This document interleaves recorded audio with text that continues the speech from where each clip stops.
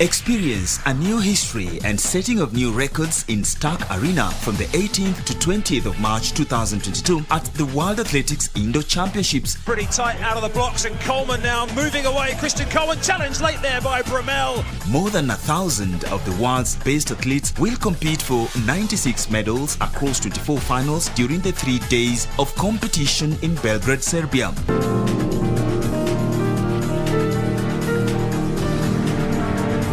Kenya has a formidable team of 10 athletes, amongst them Africa's fastest man, Ferdinand Omanyala. It is going to be a blast, live and exclusive on KBC Channel 1. KBC Channel 1, your true sports partner.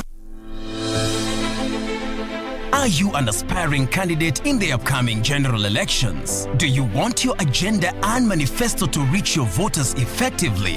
At KBC, we have the most comprehensive and credible online platform that has profiles of all prospective candidates. Log on to www.kbc.co.ke/2022 aspirants and let Kenyans know more about you, your past achievements, your manifesto, and your development agenda once you get elected to office. What's more, the website is easy to navigate. We will create your profile, post pictures and short videos with your campaign messages at affordable hosting fees. Log on to www.kbc.co.ke/2022 aspirants today and establish your brand authority as we lead towards the forthcoming general elections.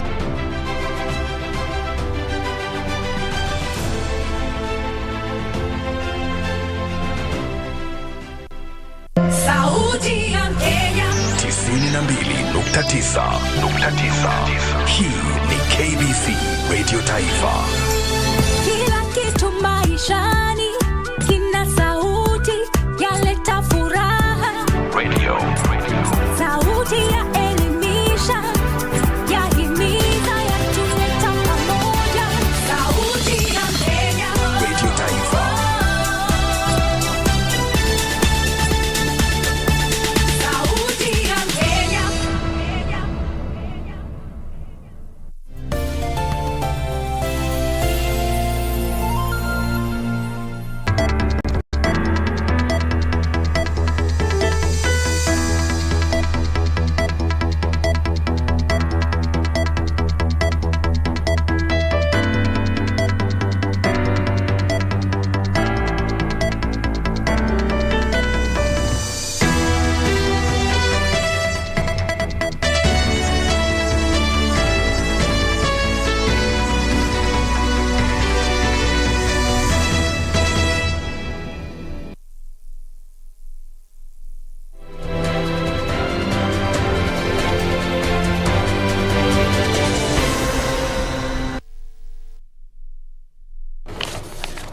Naam. Uhali gani mpenzi mtazamaji, karibu kwenye Darubini ya Channel 1 leo ikiwa tarehe 15 mwezi ni wa 3 mwaka 2022, ambapo kama kawaida yetu mtazamaji tumekuandalia mengi yalojiri. Na mtazamaji, kumbuka tumekuandalia taarifa kemkem ikiwemo kiongozi wa chama cha UDA William Ruto akiidhinishwa kuwania kiti cha urais katika uchaguzi mkuu ujao, na vile vile mwanafunzi mmoja ambaye alikuwa akifanya mtihani wake wa kidato cha 4 huko Kakamega aga dunia. Bila shaka mtazamaji utakuwa unayapata yote hayo. Mimi ni msomaji wako Sarafina Robi. Mimi ni Ben Chumba, twende kazi. Tukianza ni kwa Zakaria Nyaora ambaye ni mshukiwa mkuu katika kisa cha ukatili dhidi ya dereva mwanamke kwenye barabara ya Forest jijini Nairobi atazuiliwa kwa siku 10 korokoroni akisubiri polisi wakamilishe uchunguzi wao. Nyaora aliyekamatwa hapo jana katika eneo la Isebania, kaunti ya Migori, atazuiliwa katika kituo cha Gigiri.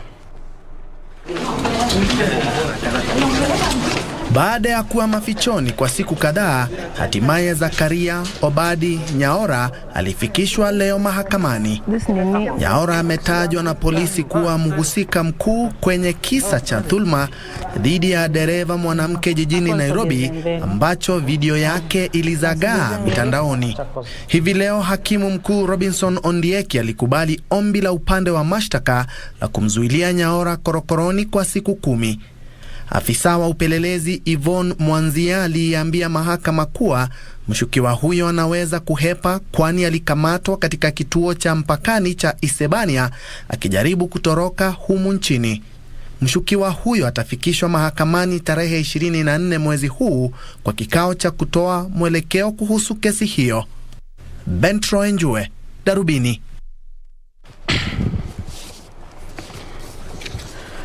Kwingineko mtazamaji, wanawake wanaoishi na ulemavu wametoa wito kwa serikali kufanyia marekebisho na kutekeleza sheria zilizopo ili kulinda na kutetea haki na maslahi hao. Kikundi hicho mtazamaji maalum kinalalamika hali mbaya katika mfumo wa usafiri wa umma ambayo haizingatii maslahi hao. Akizungumza wakati wa hafla ya mafunzo ya kutoa hamasisho kwa watu wanaoishi na ulemavu katika kaunti ya Machakos, walisema wamekuwa wakibaguliwa na kudhulumiwa na utingo almaarufu makondakta wa magari ya usafiri wa umma, huku wakishusha hadhi yao. Wanawake hao walio na ulemavu wametoa wito kuhudumiwa kistaarabu bila kushushwa hadhi wanapoabiri gari za umma. Matatu zao kama wanaweza kuzimodify zikuwe disability friendly. Wakidhihirisha hamaki zao, Christine Manthi ambaye ana uwezo wa kusikia anasema mara nyingi anapoabiri gari hushushwa mahali pasipostahili. Into matatu, they will tell us how much, so they use the sign to show us the price of the fare. So when you get into matatu and sit, then they change. They say now the fare is 100 shillings and not 50, and that brings a lot of issues, like we start quarreling and all that. Kwa wale wanatumia viti vya magurudumu kama Benedict Munyau, alielezea masaibu wanayoyapitia katika sekta ya uchukuzi, kwani wanapoabiri hawapati mtu wa kuwashusha, huku zeruzeru kama Jerida Mutinda wakikabiliwa na ubaguzi. Wana waste time. Alisema wana waste time, waende tu. Nikatana wakaenda. Nilifeel vibaya cause nafaa kufika shule before saa 10. Shule pia wako na zao. So napata nafika late, wananiambia nirudi nyumbani ni Machakos, nienda Thika. So napata ni late. With albinism, it becomes a bit a challenge, and especially when it is during sunny times. When you request somebody to kusonga because you can't actually sit on the site where there is a lot of sun, people tend to think you are just being proud. People tend not to see your disability. They are actually seeing it like you are proud, while in actual sense it's a challenge because the sun is burning you, and by the end of the day you get sunburns. Hizi ni baadhi tu ya changamoto wanaopitia watu walio na ulemavu katika jamii. Going to be the beginning of a very relevant conversations between the public, key stakeholders, the government officials, researchers and policymakers. Ruth Wamboi, Darubini.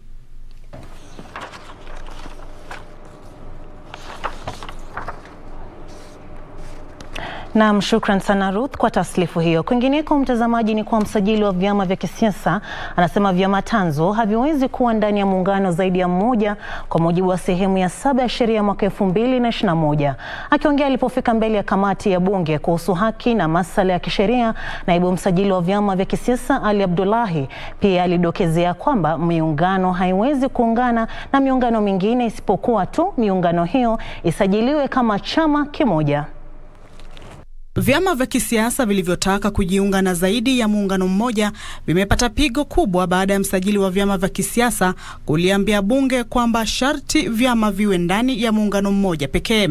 Can you explain to Kenyans very well how these coalitions will relate to each other? Because they are in very high areas of political leadership. There's a lot of confusion. Any party cannot be a member of two coalitions. You can only be a member of one coalition.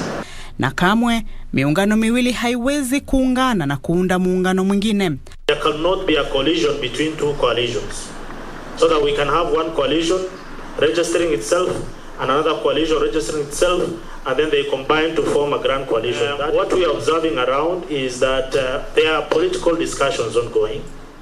There are negotiations ongoing, but at the end of the day, if any coalition is to be registered with the registrar of political parties, then it must be a collision of political parties. Haya yanajiri huku tume ya uchaguzi na uratibu wa mipaka ikitoa mapendekezo kuhusu muda wa kuwasilishwa orodha ya wanachama kwa IEBC upunguzwe kutoka siku 120 ilivyo sasa hadi siku 90.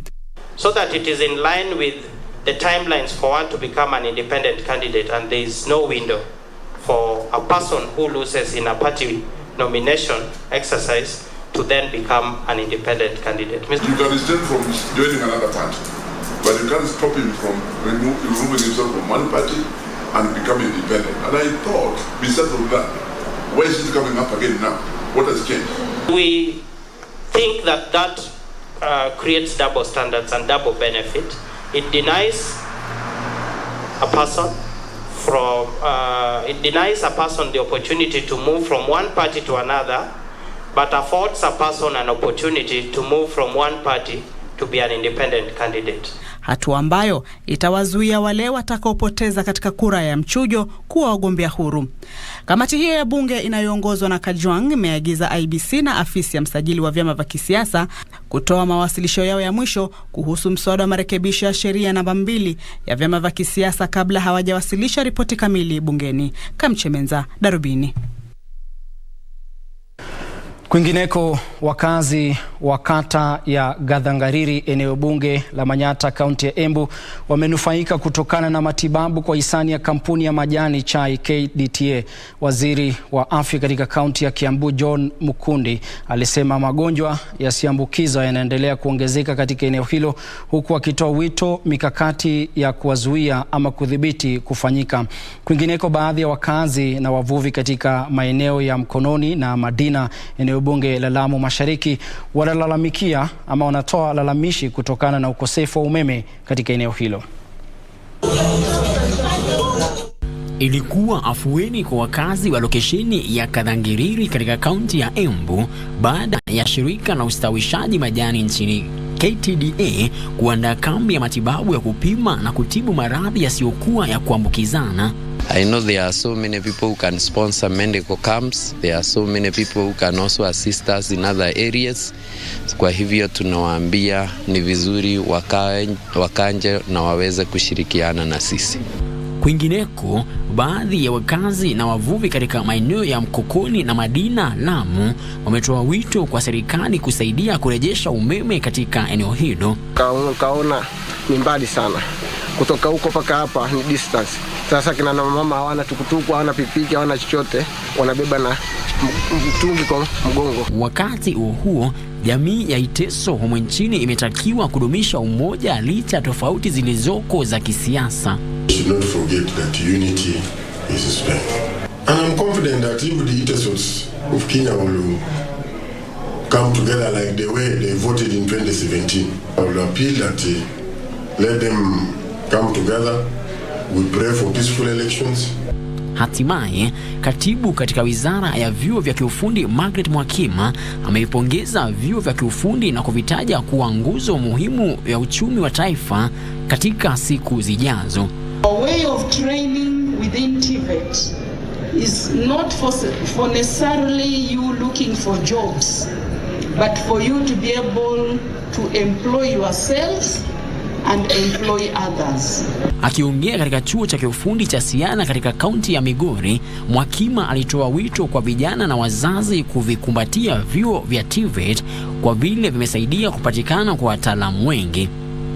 Frederick Muki, Darubini.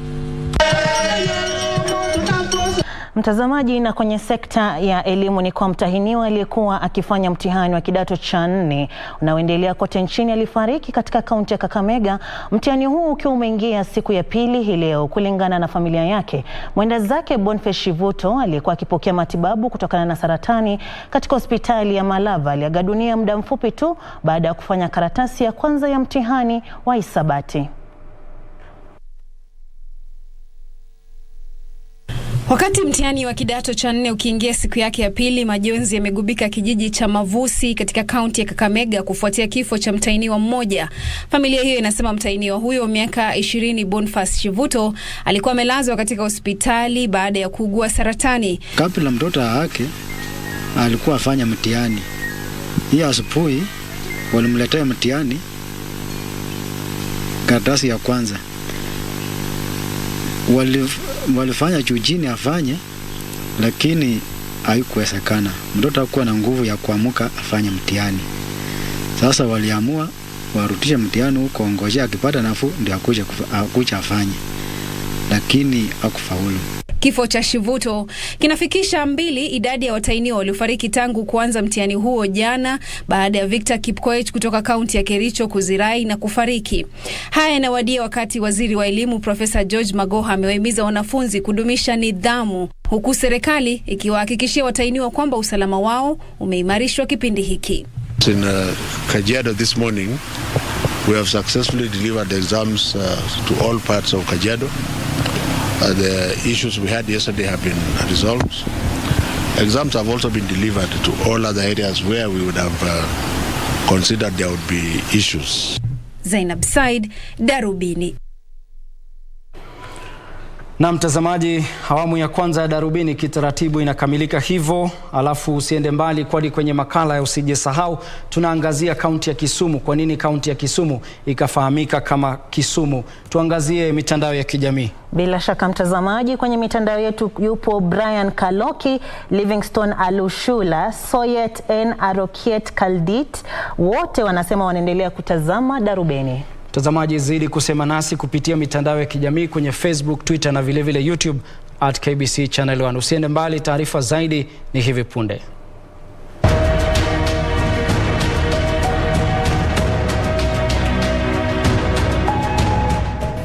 African pressure for Kenyatta's release. When the Kenya African national now threatened the peaceful transfer of power that Britain wanted.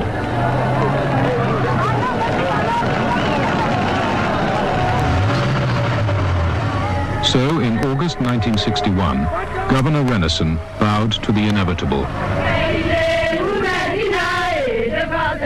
Jomo Kenyatta, the man he had called the leader to darkness and death, returned home to a tumultuous welcome. After his release, Kenyatta accepted the presidency of KANU, a party whose radical platform was a near certainty to take over when Britain left.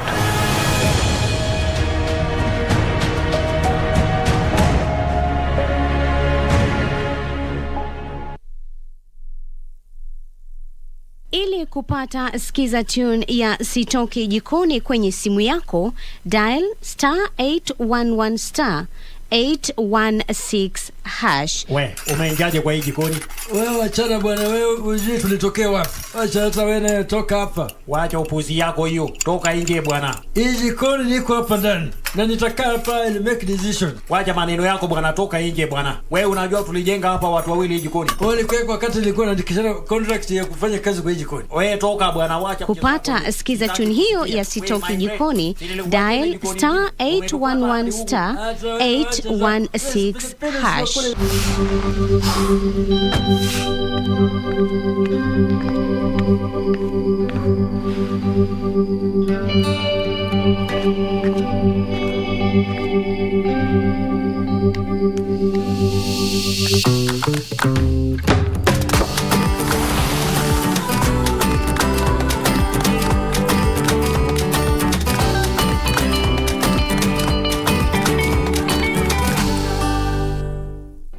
Do you have a new story to share with KBC?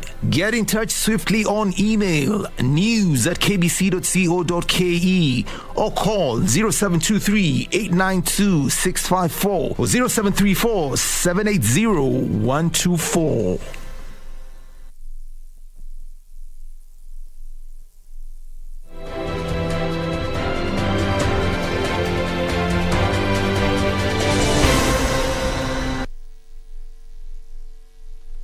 Karibu tena mtazamaji, tuangazie sasa masuala ya kufungamana na afya ambapo mamia ya Wakenya wanatarajiwa kunufaika na kituo cha mamilioni ya pesa cha matibabu ama cha kutibu na kutafiti kuhusu ugonjwa wa saratani kinachotarajiwa kujengwa katika hospitali ya Kenyatta University Teaching and Referral.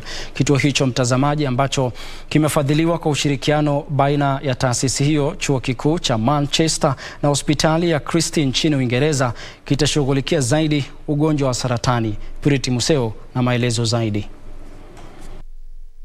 Kwa mujibu wa Wizara ya Afya, takriban Wakenya 4,400 hufariki kila mwaka kutokana na tatizo la uvimbe ulio na chembe-chembe za saratani maarufu kama oral squamous cell carcinoma, ambao hutokea mahali popote mdomoni.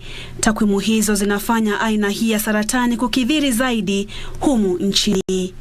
Ni kutokana na haya ndipo watafiti wa humu nchini wameshirikiana na wenzao kutoka Uingereza kuanzisha kituo cha utafiti na mafunzo kuhusu ugonjwa wa saratani katika hospitali ya Kenyatta University jijini Nairobi ili kusaidiana kukabiliana na janga hili la ugonjwa wa saratani.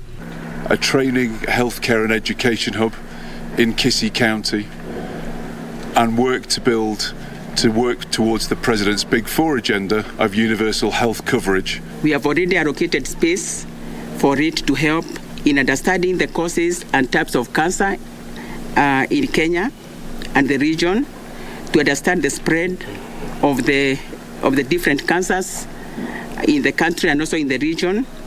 Kwa mujibu wa wadau, lengo kuu ni kufanikisha mpango wa afya kwa wote na kuhakikisha kuwa kila Mkenya anapata huduma bora na za gharama nafuu za matibabu bila kutatizwa na changamoto za kifedha. More importantly, we want to try to find out how we can now skew the prevalence of this cancer by interrogating people at an early stage. As county governments, I'm going to ask that we call for a meeting which you will attend so that you talk to us and also tell us your referral expectations.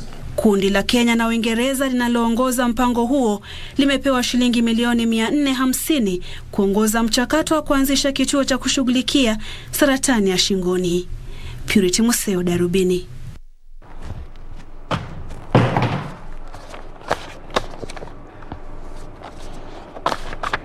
Na mtazamaji, na kwenye safu ya biashara ni kwa Wakenya wameanza kuhisi machungu ya bei ya juu ya mafuta baada ya wadau wa sekta ya uchukuzi kuongeza ada zao. Chama cha kitaifa cha wachukuzi kimewahimiza wanachama wake kuongeza ada za kusafirisha mizigo kwa 5% ili kunusuru biashara yao. Haya yanajiri baada ya wenye magari ya uchukuzi wa umma kuongeza nauli kufuatia kupanda kwa bei ya mafuta.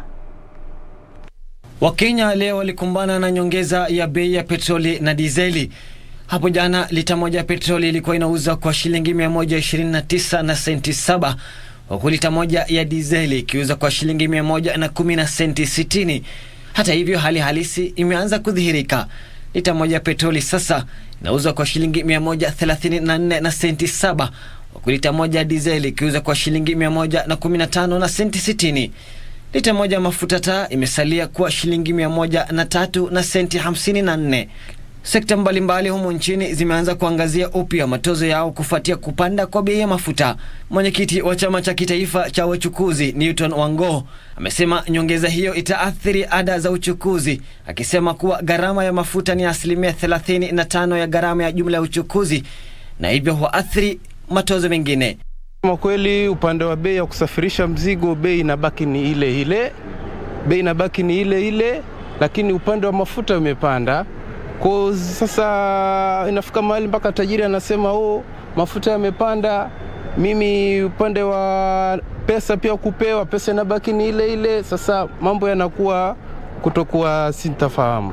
Wadau wa sekta ya uchukuzi wa umma pia wameonya kuwa nauli zitapanda ili kujikinga kupata hasara. Hayo yanajiri baada ya madereva wa malori ya mizigo wakilalamika kuhusu bei ya juu ya mafuta, wakisema itasababisha kupanda kwa ada za kusafirisha mizigo humo nchini. Bei ya transport haipandi, ni ile. Kwa hivyo inaumiza tajiri, mpaka unasikia rejea anakuambia kulipa mzigo ni bei ni ile na wewe mwenyewe unataka pesa. Unaona? Hiyo inakuwa ni shida kwake. Hata atakusimamisha gari kabisa, aiweke kando. Madereva pia wanasema kuwa gharama ya maisha pia itaongezeka kutokana na kupanda kwa bei ya bidhaa muhimu. I will not be using my car as often as I used. I'll probably just be depending on Uber or whatever taxis, and I'll definitely reduce my movements.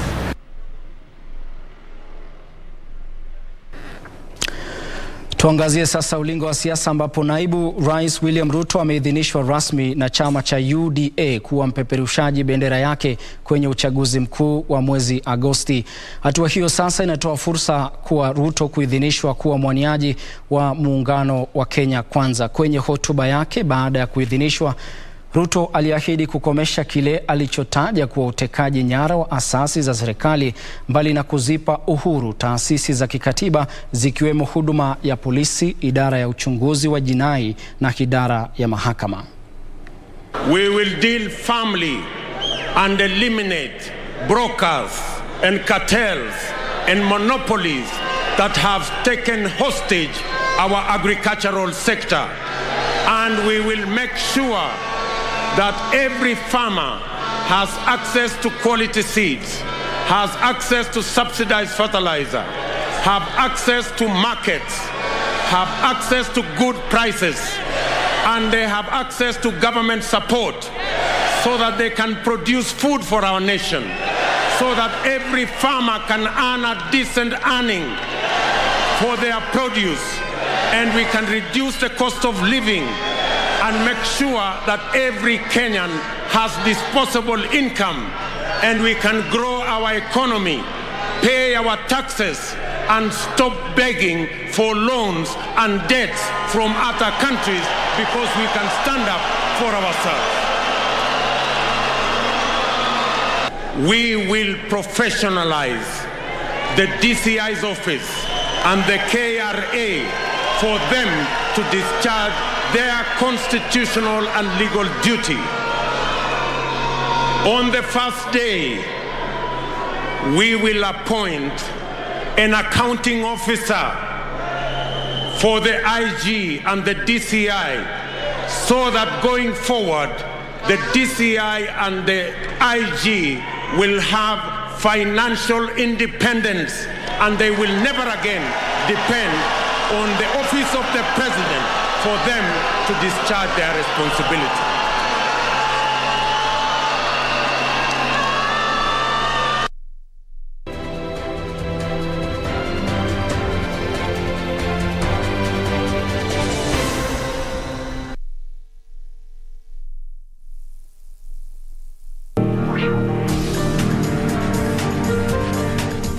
Experience a new history and setting of new records in Stark Arena from the 18th to 20th of March 2022 at the World Athletics Indoor Championships. Pretty tight out of the blocks, and Coleman now moving away. Christian Coleman challenged late there by Bromell. More than 1,000 of the world's best athletes will compete for 96 medals across 24 finals during the 3 days of competition in Belgrade, Serbia.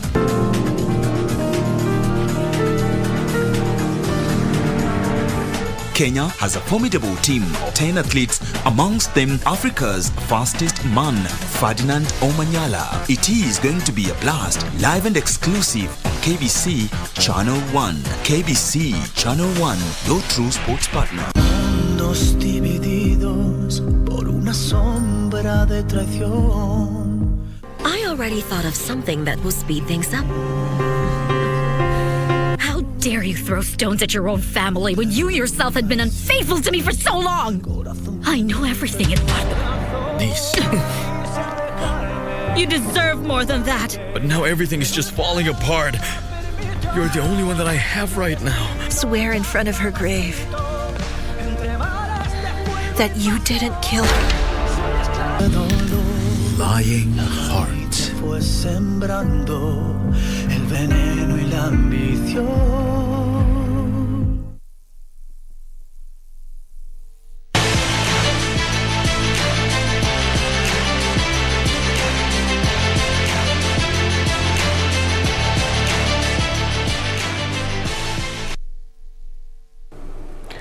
Kama ilivyo ada, kama ibada, taarifa za Darubini katu haziwezi kuwa kamilifu bila kuwa na ile hali ya kucheza cheza. Karibu, mimi naitwa Timothy Kipnusu.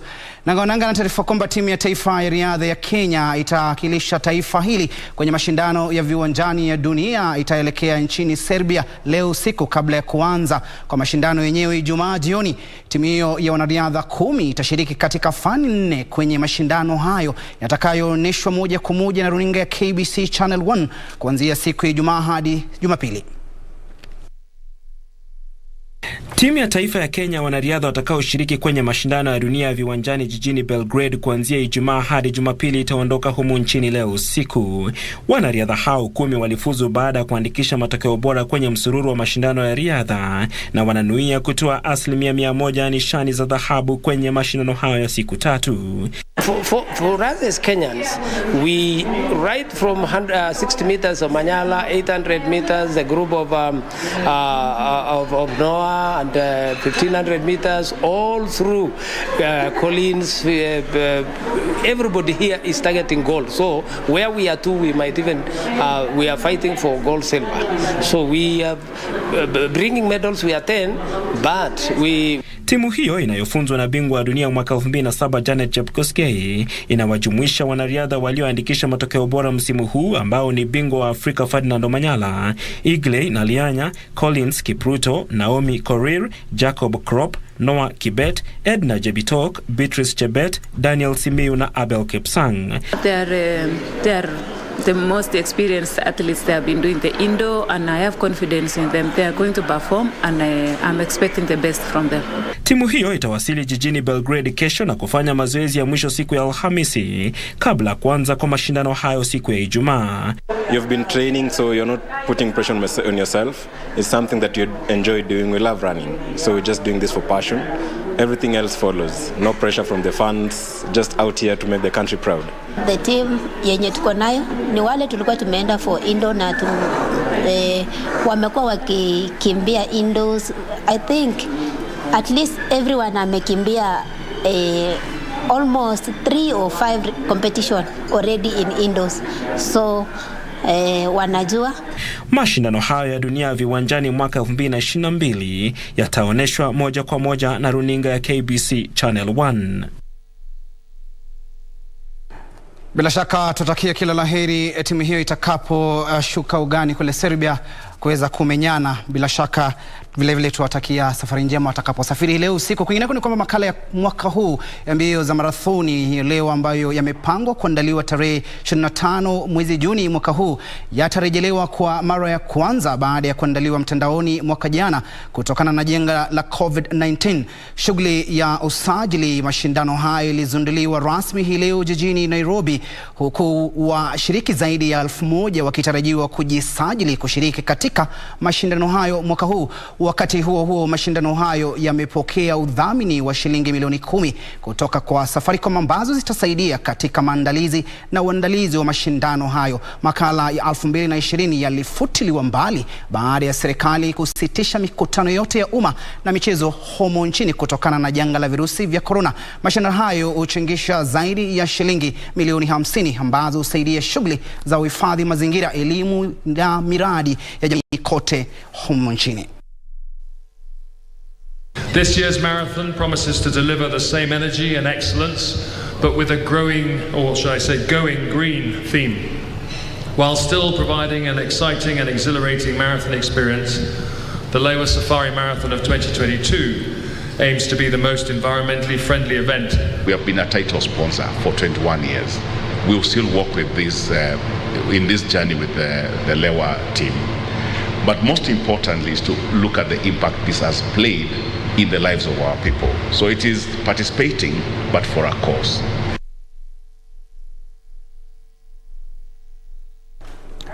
Kwingineko, klabu ya ligi kuu ya soka nchini Uingereza Manchester United itafuzu kwa mechi za robo finali ya ligi ya klabu bingwa barani Ulaya ikiwa itaishinda Atletico Madrid kwenye uwanja wa Old Trafford usiku wa leo katika mechi ya mkondo wa pili wa 16 bora. Timu hizo mbili zilitoka sare katika mechi ya mkondo wa kwanza iliyochezwa mjini Madrid wiki 2 zilizopita.